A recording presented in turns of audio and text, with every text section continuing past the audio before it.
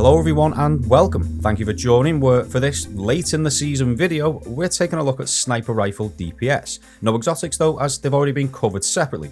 And due to the potential Anarchy nerf in season 15, I've also left that out and not paired it up with any of the snipers, which was a decision ultimately made by you, the viewers.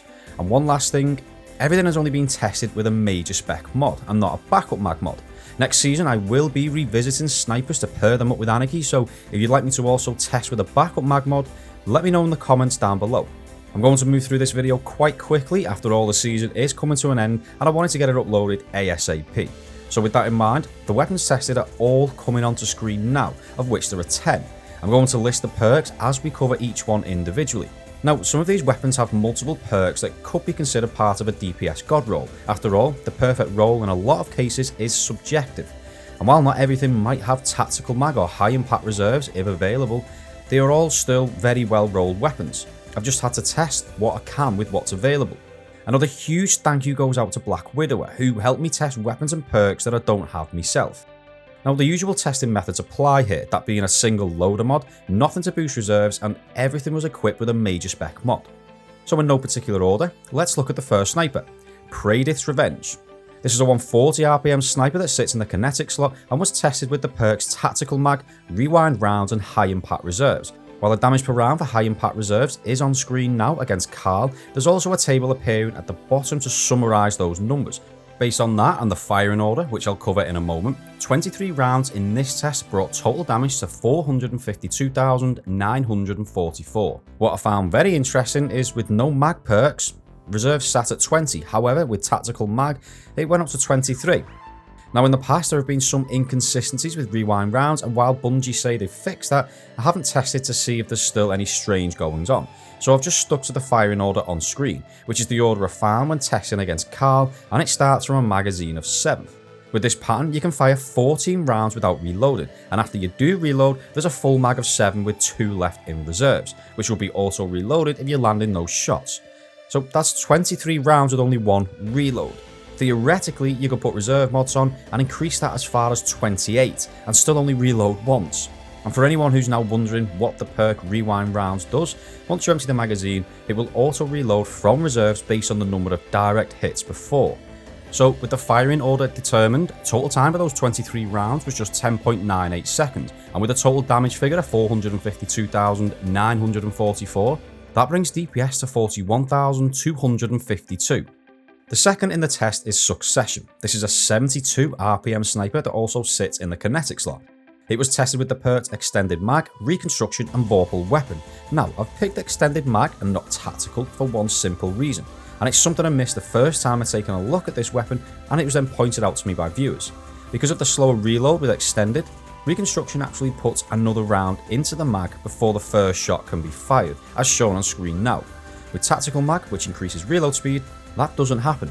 So damage per round with Vorpal Weapon and a major spec came in at 31,646. I was able to hold 18 in reserves, meaning total damage was 569,623. For the process of actually firing those rounds with Extended Mag and a major spec mod, Reconstruction will take the total mag size to 8, so that's what I've started with. After that, base mag size is only 4, but remember, with the slower reload from Extended Mag, that effectively becomes 5. Meaning after the opening magazine, it's just 2 lots of 5. Therefore, total time to fire those 18 rounds was 18.68 seconds, meaning DPS was 30,494. And now it's Adored, a 90 RPM sniper in the energy slots, and of course this had triple tap and Vorpal Weapon perks selected. Damage per round was 24,577, of which I could hold 17 in total. Remember, that's with nothing to boost reserves. This brought total damage to 516,117. With a major spec mod, I could only hold 4 in the mag, as this has no perks to increase that in the second column. With triple tap proccing, that ultimately increased to just 5 in the mag, which isn't particularly good compared to others in this test, as you'll see from the results. A backup mag mod would help with this, but of course you then lose the extra damage from the major spec.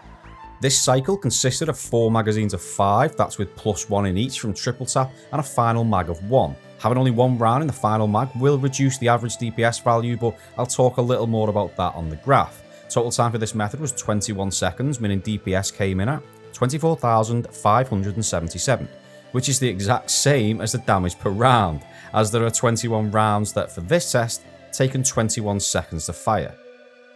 Next up is Far Future, another 90 RPM sniper in the energy slot, which was tested with the perks Tactical Mag, Surplus and Frenzy. Now, unlike Preadyth, Tactical Mag didn't increase reserves, which stayed at 15, and interestingly, that's one less than Adored, which is also a 90 RPM sniper in the energy slot. And if anyone's wondering why Surplus, well, for each fully charged ability, this perk increases handling, stability and reload speed. Damage, well, each round with Frenzy proc did 24,577, the same as Adored, with a total of 15 rounds in reserves and nothing to boost that. Total damage was 393,232. For the timings, I tested this in a Lunar faction well because, with Tactical Mag, Surplus, Frenzy proc and one Sniper Loader mod, this pretty much maxed out reload speed. So I'm in the well because I can fire at the wall without having to worry about Frenzy being procced. This was a simple 5 rounds in each mag and 1 in the final mag, although I will give DPS figures for just the first 3 full mags. Total time was 13.62 seconds, meaning DPS came in at 28,872. And now for Frozen Orbit. This is a 72 RPM sniper that sits in the energy slot as well. It was tested with the perks Tactical Mag, Clown Cartridge and Vorpal Weapon. Now this can roll with triple tap and high impact reserves in those final 2 slots, and they could be a better combination, but Clown Cartridge with Vorpal is what I had available, and it's still a really good combo that doesn't punish you as hard if you miss a crit shot, unlike with triple tap. Anyway, damage per round was 30,139, and I could hold a total of 18 in reserves, with no mods to boost that. This means total damage for the test was 542,502. For the timing method, Clown Cartridge allows 6 in the mag. It could be more, but if it is, it never gave me more, and it wouldn't make a difference anyway unless it went all the way up to 9, which I doubt it can. So with 6 rounds in a mag and a total of 18 in reserves, this means you can fire everything with only 2 reloads. And every magazine is a full one, which is good for average DPS numbers. The time to do this was 17.7 seconds, which brought DPS to 30,650. Next up is the Ikelo Sniper, a 140 RPM sniper that has always fared well in DPS tests, and was tested with the perks Appended Mag, 4 times the charm and high impact reserves. Now, Tactical Mag would be better if it speeds up reload, however, I don't have a single one with Tactical Mag, and I don't expect the difference to be that much, so Appended it is. The damage for each round is coming onto screen now in table format, with the fire combination introduced from 4 times the charm. I was able to hold 21 in reserves with nothing to boost that, therefore total damage was 598,830, and of course that's taken into consideration the extra rounds provided by 4 times the charm. For timings, with 7 in a mag and 21 in reserves, this means it was 3 full magazines to empty all rounds. Of course, with 4 times the charm, you actually end up firing 11 for each mag, so 33 rounds in total. The time to fire all of those came in at 16.93 seconds, therefore DPS was 35,371. And now it's Long Shadow. This is a 90 RPM sniper and it's in the kinetic slot. It was tested with the perks Tactical Mag, Field Prep and Triple Tap. Now, some would say in this application, Rapid Hit is better than Field Prep, but I wanted to try Field Prep. It still increases reload speed if you're crouched and provides a few more in reserves. Damage per round was 22,440 and I could hold a total of 20. However, while each magazine had 5 in, with Triple Tap that increased to 7 that you could actually fire. Meaning if you land all precision shots, it's effectively 28 in reserves. Therefore, total damage was 628,320. This is the highest damage output in the test. For the timings, as discussed, there was 5 in each magazine and 20 in reserves, so 4 full magazines that actually consisted of 7 rounds due to triple tap. Time to fire all of those came in at 21.55 seconds, meaning DPS was 29,156.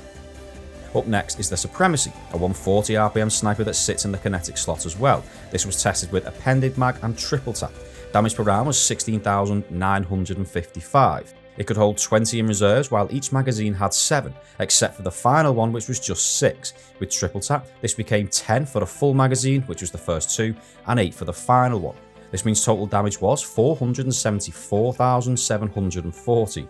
For the timings, as discussed, it was effectively 10 rounds in the first 2 mags and 8 in the final, due to Triple Tap. Time to fire all of those was 14.67 seconds, therefore DPS was 32,361. And now it's Uzume RR4, if that's how you pronounce it. This is a 90 RPM sniper that's in the energy slot. It was tested with appended mag, clown cartridge and vorpal weapon. Damage per round was 24,577 and I could hold 18 with no mods boosting that. This means total damage was 442,386. For the timings, I started with 8 in the first magazine, 7 in the second and 3 in the final. The inconsistency for the first 2 is due to clown cartridge. Having 8 in the second mag wouldn't make a difference to the average DPS numbers as it would still require 2 reloads to fire 18 rounds. Total time to do this was 14.98 seconds, therefore DPS was 29,532. And for the final weapon, it's Distant Tumulus. This is a 140 RPM sniper that's in the energy slot and was tested with the perks Alloy Mag, Clown Cartridge and Firing Line. Now I know, Alloy Mag, it should be tactical or appended, but with Clown Cartridge, I could still hold 9 in a magazine, and with total reserves being just 18, it's therefore possible to empty everything in just 2 magazines. So that's what I've tested. Damage per round is 19,500 with 2 fire team members stood nearby. Thank you to Widower and Kuro for helping there, meaning total damage for 18 rounds is 351,000 exactly.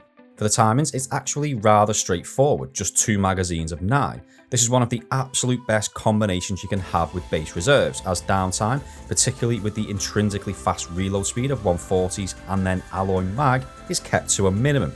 So the time to fire those 18 rounds was just 8.92 seconds, meaning DPS was 39,350.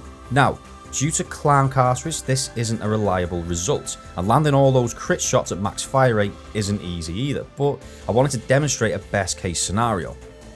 So that's it for the 10 snipers covered.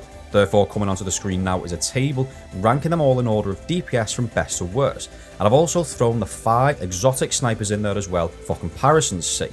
Pause the video if you want a little more time to look at this as we're moving on to the graph. In the order tested, it's Preadyth's Revenge. As always, there's little context with one weapon, so I'll let them roll on and discuss as we go.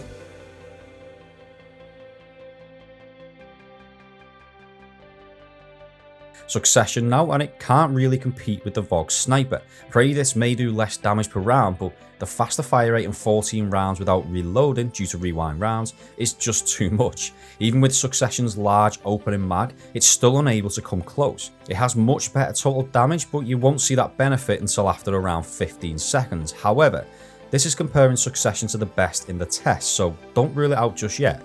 Adored coming on now, and at the start it does okay, keeping up with the first 2. The small magazine that can't be saved even with triple tap though lets it down. As you can see, it falls behind considerably during the first reload. It does gain on Succession around 7 seconds but never passes it and never gets ahead. Interestingly, while that final single round does drag down the average DPS value, it's clear in the graph, and the graph doesn't lie, that even if I only counted the first full magazines, the DPS number might be higher, but it's still going to be behind both weapons so far, and considerably. It wouldn't affect the graph other than chopping that final bit off at the end, and it would still be bad. I've done a whole video talking about this, but a single DPS figure can leave quite a lot to be desired. Far future now, and this mirrors Adored, except for reload speed. Same damage numbers per round, and despite no triple tap, it has tactical mag, so it can hold 5 in the mag, which is the same that Adored can fire with triple tap. The problem is, without that free ammo returning perk and 1 less in reserves, it does much less damage and can't fire for as long. With these 2 snipers, the vertical lines at the end are just the single rounds in the final mag. And that was Frozen Orbit, and this is much more comparable to Succession, but not Preadyth. It falls behind massively just after 5 seconds due to Succession's large opening mag, however, it does then catch up and stay ahead at around 8 to 11 seconds. Falls behind for the second reload before finishing ahead, admittedly with less total damage. These 2 are very similar and leapfrog back and forth, which explains the similar DPS numbers in this test. If there was more in reserves for these 2 and the test went on for longer, Frozen Orbit would eventually pull ahead and stay there. Succession in this example, and in a lot of cases, is just riding on the success of that large opening mag. Did you see what I did there? With regards to Adored and Far Future, Frozen Orbit stays ahead for the majority of the time, with the only meaningful drop around 6 to 7 seconds.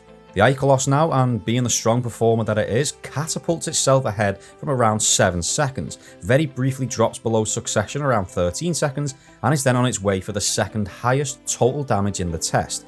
The only point where this falls behind is 5 to 6 seconds, but even then, it only falls behind Preadyth and Succession. After all this time, it's still an extremely good option. Long Shadow coming onto the graph now, and it doesn't do particularly well for the most part. It can't get close to the Ikelo or Preadyth. It momentarily passes Succession on 2 occasions, but takes almost 10 seconds for that to happen, and even falls into the depths of Adored on some occasions. But it just keeps firing, doing damage, and as a result, has the best total damage in the test. If you're not short on time and burst DPS isn't a priority, this is definitely a sniper to consider.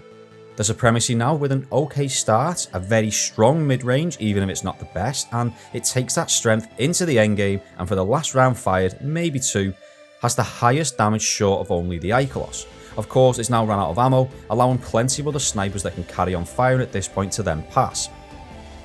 The Uzume RR4 next, which is very similar to Long Shadow and the Supremacy. It pulls ahead of Long Shadow by a significant amount and does it twice, yet I don't feel it's quite as good as the Supremacy. It does overtake briefly on 2 occasions, but falls behind for a considerable amount of time, around 6 to 11 seconds. Now this can roll with triple tap and high impact reserves, which may boost its performance slightly. I can't say for sure though, as I haven't tested it. And now finally, the Dark Horse, Distant Tumulus. In this test, with 18 rounds fired in under 10 seconds, it does extremely well, and it's the only sniper to actually pass Preadyth's Revenge, even if it's for an almost negligible amount of time, with a huge chasm of a difference from 4 to 7 seconds, but it even drops below a lot of the other snipers. It does make a brilliant recovery though. Now, with all the snipers on the graph, this leads me on to a quick point I want to make, and I'll start with Distant Tumulus. This is a 140 RPM sniper with triple tap, where you need to land all precision shots at max fire rate to achieve its best DPS. That's probably going to be difficult for a lot of players, it certainly is for me. And even very good players will make mistakes from time to time, and that will punish quite harshly due to triple tap. Compare that to Preadyth, while yes, it's a 140, I don't believe rewind rounds requires precision hits, so you won't be punished quite as much if you miss and land a body shot. While Long Shadow does have triple tap but fires at 90 RPM, so it will be a little easier to hit those precision shots. And then we have some snipers with Clown Cartridge. Yes, it's RNG based, I don't like that, but it doesn't care whether you're hitting crits or missing entirely. The point I'm trying to make is, if you are going to use the numbers in this video to help you decide what sniper to take into VOG, for example, remember you don't have to listen to me, I'm not telling you what to use, then don't just base that decision on solely the numbers. Maybe consider the difficulty as well. And one last quick point. I did name down sites when timing these, which may not reflect what happens in the real world, but if it did, it would introduce an element of inconsistency into the test, so that's why I've left it out. Anyway, that is all from me. I will be testing these snipers again next season, but with Anarchy, and if you want to see them with a backup mag mod as well, let me know in the comments section. I hope you enjoyed the video and found it helpful. If you did, don't forget to like and subscribe if you're not already, and give me any feedback in the comments down below. This will likely be the last video of the season, so thank you so much for watching, and I'll see you in Season 15.